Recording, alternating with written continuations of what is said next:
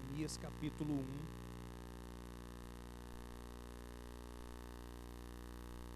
Versículos de 1 em diante. Quem encontrou, diga amém.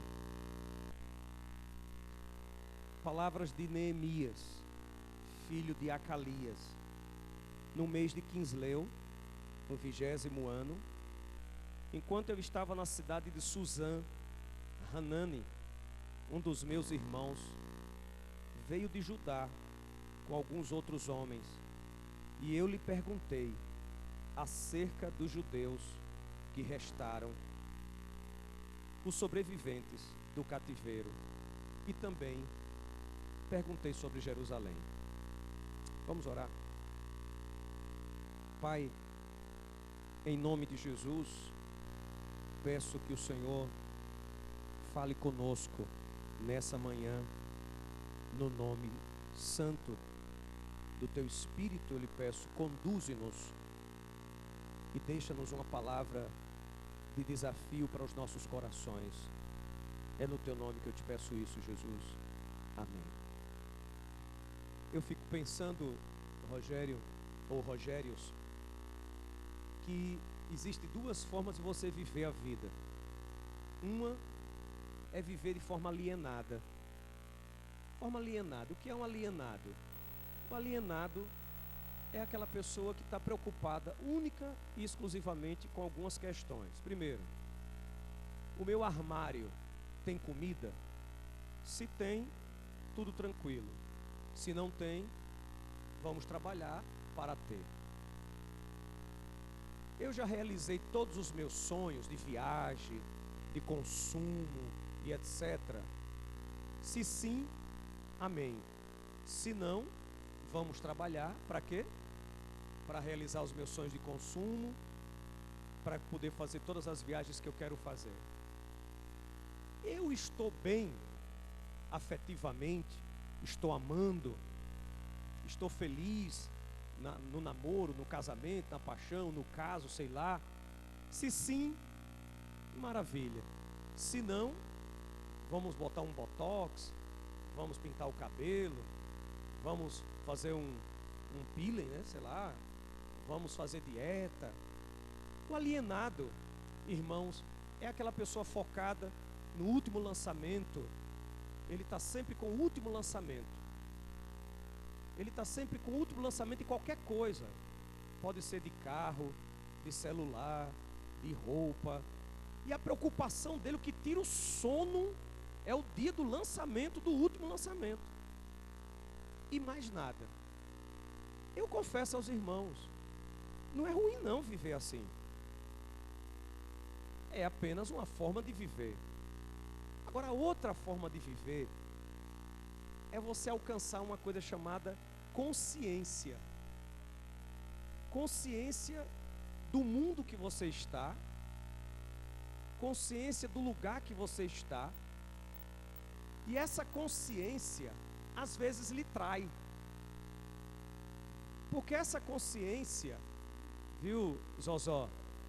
Essa consciência, ela nos leva a fazer perguntas.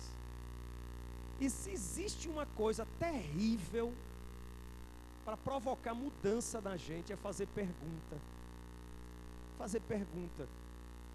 Inclusive, havia uma propaganda do canal Futura, eu não sei se os irmãos vão se lembrar, que o que muda o mundo não são as respostas, são as perguntas.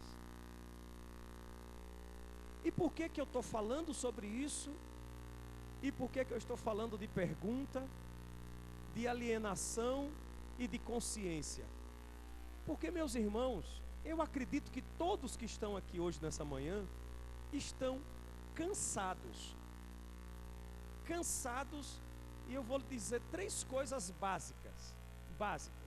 Primeiro, cansados e aterrorizados de uma coisa chamada violência.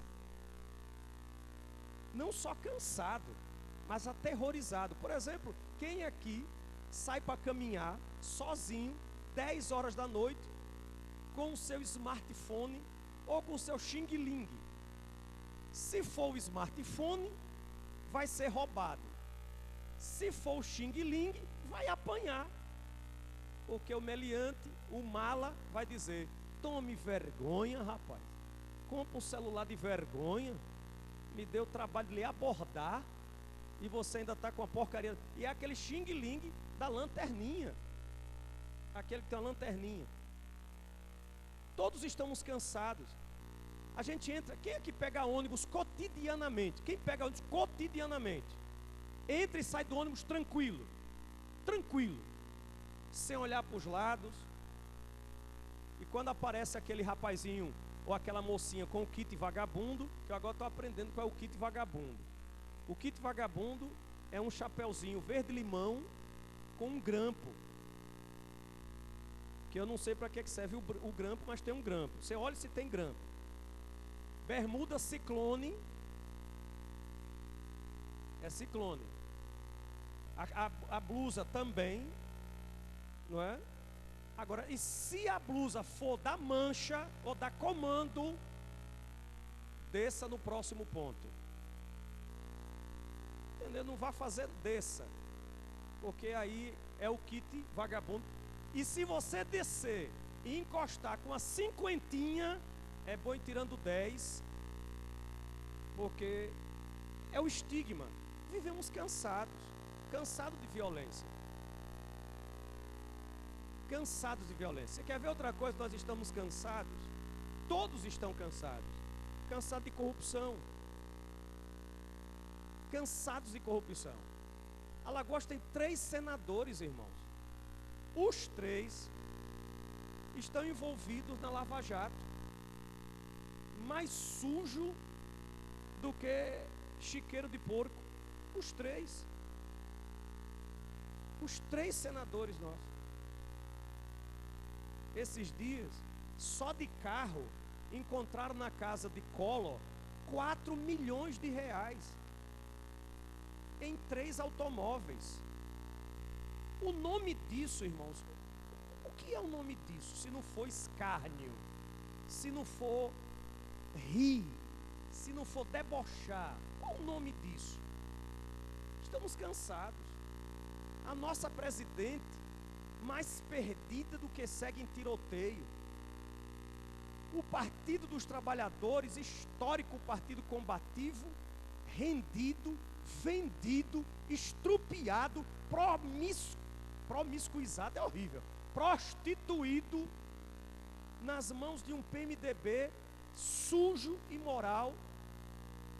Presidente do Congresso, nosso irmão em Cristo, é crente. O Cunha é crente. O homem preocupado com a família. O homem que quer diminuir a maioridade penal para proteger a família, porque o povo quer isso. O homem que é contra o aborto. O homem que vai barrar o desenvolvimento das leis das minorias homossexuais, porque ele é a favor da família, é acusado de receber 5 milhões de propina. E é verdade. E ele que me processe. Isso vai estar na mídia. Porque este cidadão responde processo desde a Telerge. Alguém lembra da Telerge? Prima da Telasa. O menino aqui nem sabe que danado é Telasa. Lael trabalhou na Telasa. Esse cidadão tem histórico de bandidagem e responde processos do Supremo desde a época que Collor foi presidente da República. Ele não é meu irmão em Cristo.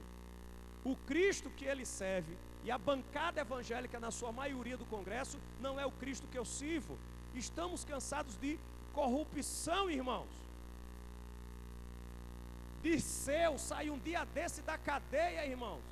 Já está de novo acusado, irmão, de lavar dinheiro. O futebol está corrompido. A igreja está corrompida. O pipoqueiro está corrompido. Estamos cansados de corrupção.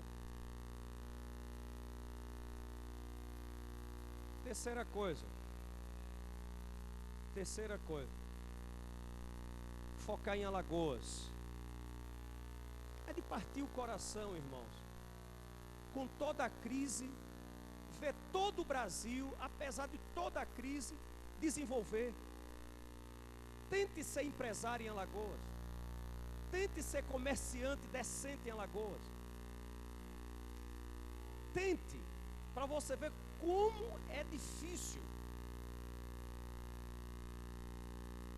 Como é complicado, irmãos.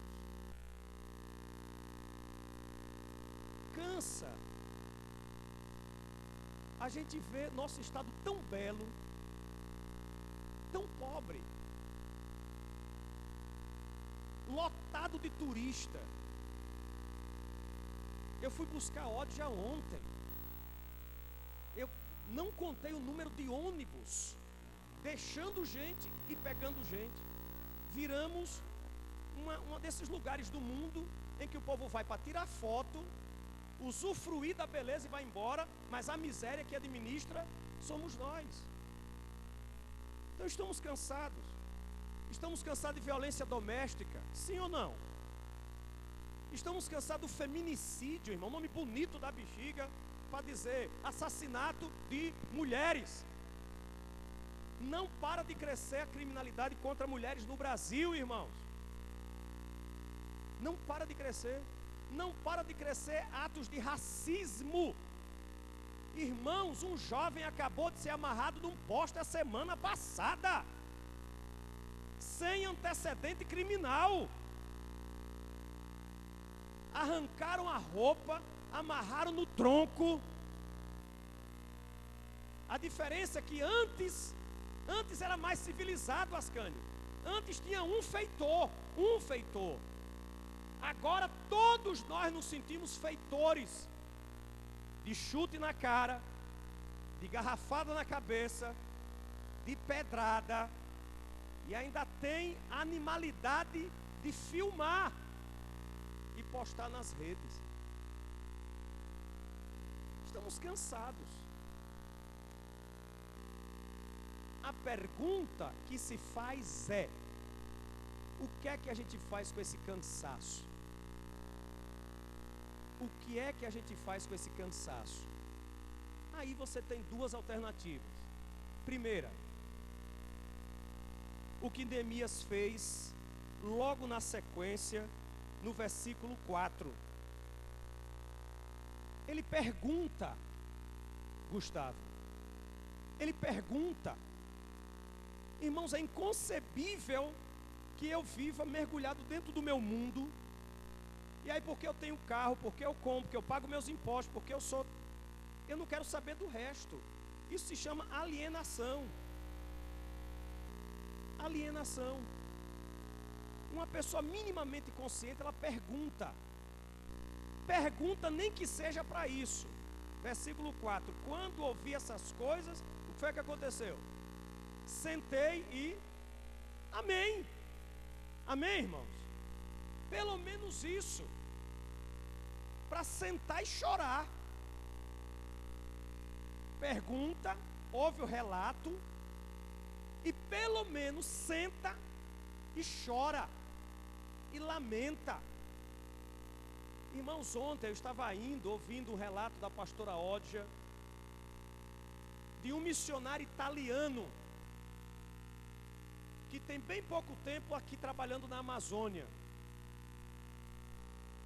Ela está ali, espero que ela me corrija. Você sabe qual foi o trabalho específico, Adriano, que esse missionário católico veio fazer na Amazônia? Especificamente ele veio lutar contra o quê? O que é que vocês acham? Amazônia, o que é que vocês acham? Vamos dar um chute aí. Desmatamento. Dorothy Stang, missionária católica, morre com 2 tiros na cabeça por denunciar o desmatamento. Mas não, irmãos. Às vezes o desmatamento é a cortina de fumaça. Esse padre está denunciando e lutando contra o segundo maior empreendimento do mundo, que dá mais dinheiro no mundo. Você sabe qual é? Qual é o primeiro? Tráfico de quê? Drogas, irmãos. Tráfico de drogas, irmãos. Essa história, eu queria me dirigir, me perdoe. Irmãos, Alfredo Gaspar é meu amigo, eu gosto dele, eu admiro pra caramba. Mas não vai ser, irmãos, batendo em menino pobre de periferia, irmãos. Não vai ser, irmãos, matando ladrãozinho de 5ª categoria, irmãos. Se quiser acabar com o tráfico de drogas, irmãos, tem que meter a mão na Assembleia Legislativa, irmãos. Tem que entrar no Aldebaran, irmãos. tem que desmontar as quadrilhas grandes, irmãos. Porque menino pobre e ladrão de quinta categoria que aterroriza no ônibus não compra carreta de êxtase, de crack, de maconha, de cocaína. A inteligência do exército sabe, a inteligência da polícia civil sabe, todo mundo sabe. É fácil fazer a festa e o circo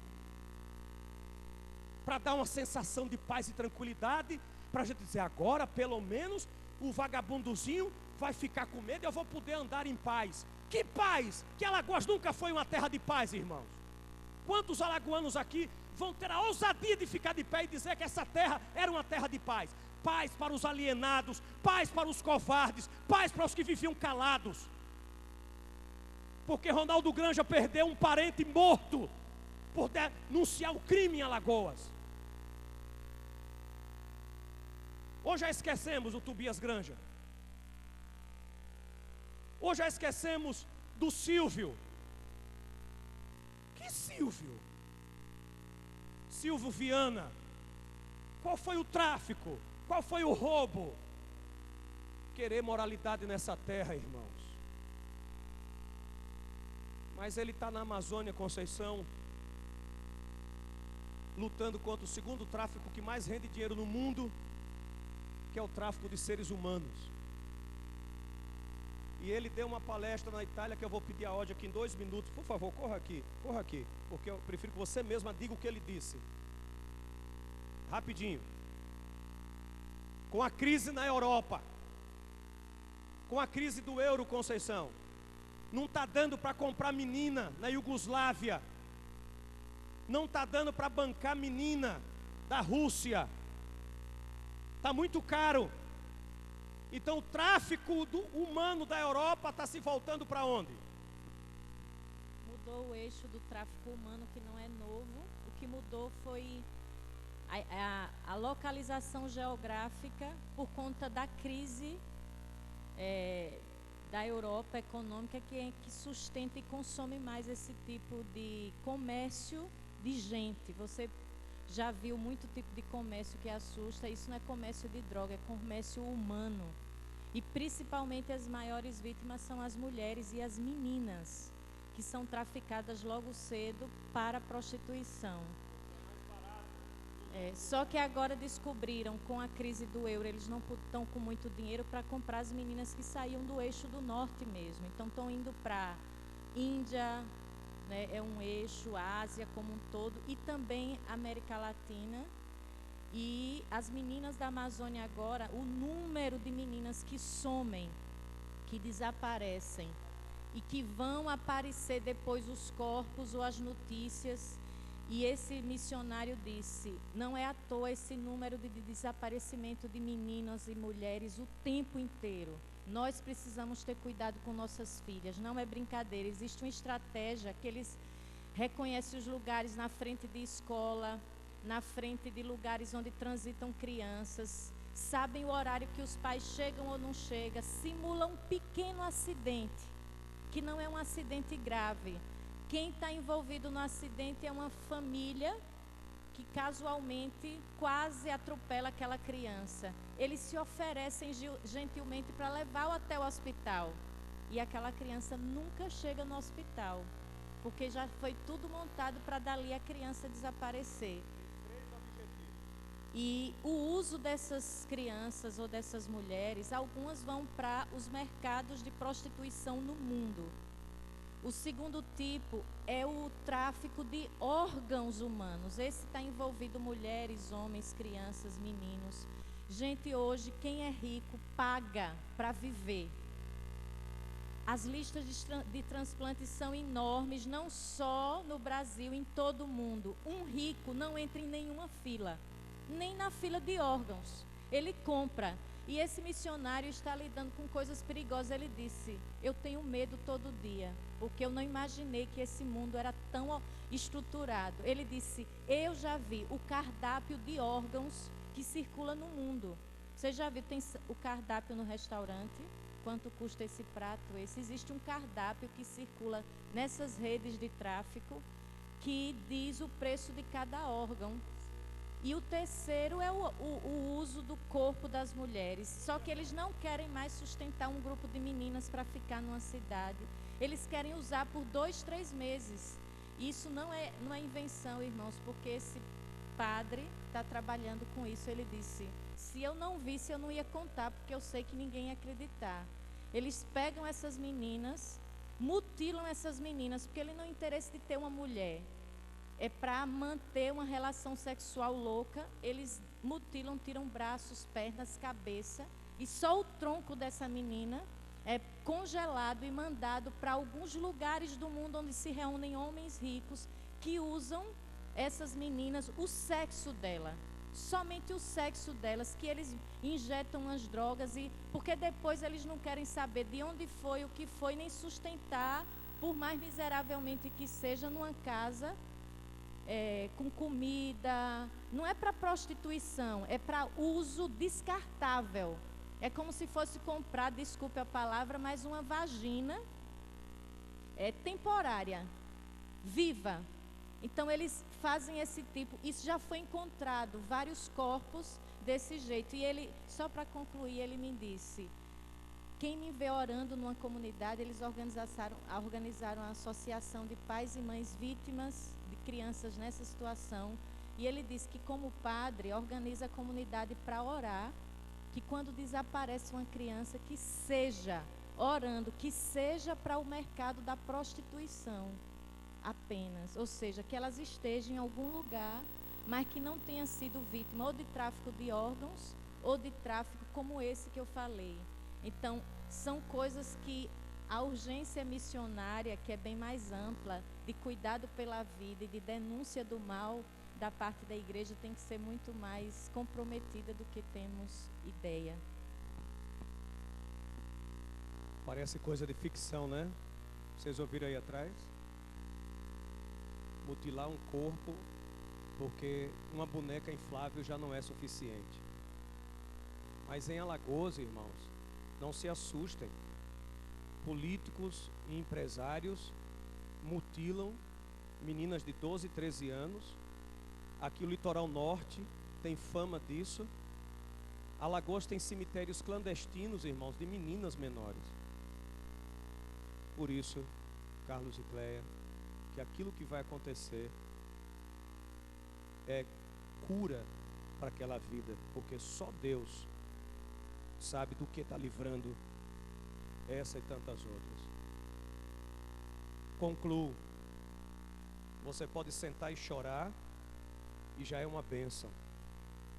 Porque sentar e chorar significa dizer, Lucas, Alain, Kátia, Davi, que vocês estão sensíveis. Sentar e chorar significa dizer que eu que sou pai de meninas, de meninos, eu que como, que bebo, que tenho casa, eu que consegui chegar a 45 anos de idade, sou um privilegiado, mas não estou preocupado apenas com o meu umbigo. Porém, para mudar, sentar e chorar só é pouco. Eu peço que vocês leiam o capítulo 2, quando Neemias pede demissão do trabalho. Neemias vai trabalhar. Meu óculos está pifado. E o capítulo 2 diz assim, versículo 1: no mesmo mês de Nissan, do 20º ano do rei Artaxerxes, nunca antes eu tinha estado triste na presença dele. Olha que profissional fantástico, irmãos. Irmãos, quem aqui foi trabalhar durante toda a sua vida rindo? Neemias, todo dia trabalhar feliz. Pelo visto, tinha um emprego bom, apesar de ser escravo. Mas ele era copeiro, tinha que provar a comida e a bebida. Podia estar envenenada, mas podia não estar. Nesse dia ele foi triste. O rei perguntou, nunca lhe vi assim, o que é que está acontecendo? O que é que você quer que eu faça? Versículo 4, o rei disse, o que você quer me pedir? Então orei a Deus e respondi, se for do agrado, se o seu servo puder, me libere, para que eu possa reconstruir. É fácil, sabe, Ronaldo, ficar discutindo se gay vai para o inferno ou não, se pode ser membro de igreja ou não. É fácil ficar discutindo se a igreja agora botaram uma cruz também. tem uma velhinha acesa. Ficar discutindo a cor do cavalo branco, se anjo tem sexo. Ficar discutindo, irmãos. Esses dias a Suzete me mandou um vídeo, irmãos. A minha segunda-feira, eu doente, comecei assim, irmãos. Eu abro o vídeo, irmãos, tem 2 crianças. O cidadão diz, é um menino e uma menina. Eles agonizando, irmãos. Agonizando, de fome, agonizando. Eles iam passando, um grupo desses humanitários encontrou as 2 crianças agonizando, sem nenhuma reação. Até que chega finalmente a salvadora da pátria, a irmã de 8 anos, carregando um balde de água. Os 2, pela fome, tiveram paralisia. Ela pega os 2, ela dá banho nos 2, depois ela pega um tareco, ela quebra o tareco e dá para os 2 comerem. O pai e a mãe mortos. Uma mulher que filmava não se aguenta de chorar, e o cidadão pergunta assim: para que religião? Religião que fica discutindo o tamanho de roupa, se pode pintar cabelo, qual é o pecado mais feio, mais bonito, controlando a vida privada das pessoas, alimentando o ego dos ricos, alimentando o imaginário mágico dos pobres, enriquecendo um monte de gente, gerando guerras e conflitos, e as crianças morrendo de fome. Eu comecei minha semana assim. Por isso, irmãos, que tento ser romântico, mas me lembro da música do nosso querido Vanderly. Românticos são loucos, românticos são bobos, românticos são desvairados. Mas o romantismo, irmãos, não é o romantismo da pieguice, do afeto, é da paixão. Eu sirvo a um Deus que morreu na cruz para que essas merdas não tivessem acontecendo mais. E se elas continuam acontecendo, não é culpa de Deus. Os ateus culpam Deus e dizem não crer em Deus. Eu culpo a religião. Culpa de todas as religiões. Culpa nossa como religioso. Que tanto tempo perde-se focando no detalhe. Somos fariseus hipócritas, discutindo o tamanho do filactério, discutindo se o irmão assim, uma irmã daquele jeito pode ser da igreja ou não, enquanto um corpo de uma menina é decapitado, congelado, para um monstro desses de gravata, que controlam Wall Street, e que muitas vezes no domingo está no culto, pais de família, para nas suas orgias particulares regadas à droga, uísque caro, ter prazer com um corpo humano. Aí depois vem a hipocrisia contra o aborto. Que absurdo o aborto! Ouçam a música do nosso companheiro Gabriel Pensador, Pátria que te pariu.